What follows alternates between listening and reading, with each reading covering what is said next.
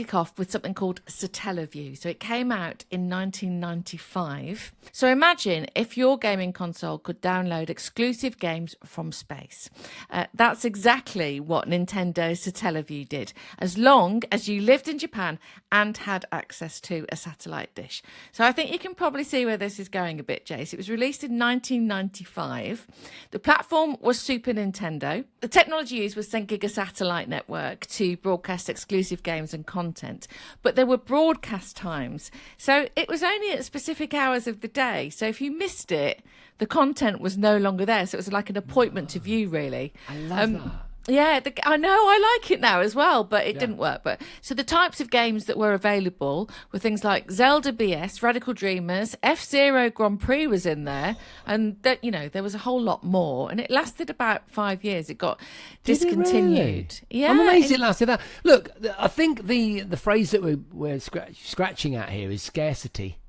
Scarcity is a thing that we don't really have. I mean, my wife and I often talk about this with our kids. You know, the notion that they can play any tune that's ever created when we get to the gym, whereas we would have, 10 tunes on one side of a cassette. Yeah. And then 10 on the other. Yeah, when we went to the gym or went to the park roller skating or whatever in the 80s and 90s.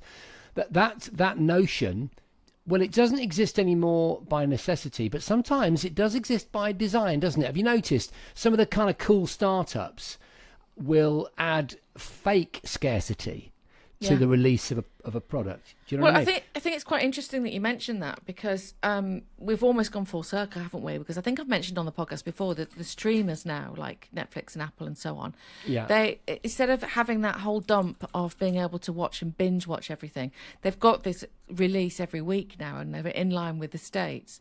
Appointment to view television again, so they're kind of going back to what terrestrial TV, is, and why terrestrial TV lost out in the first place. Well, one of the reasons, was because you could binge on streamers, but you can't on terrestrial. But they're going back to that appointment to view because now. It just brings.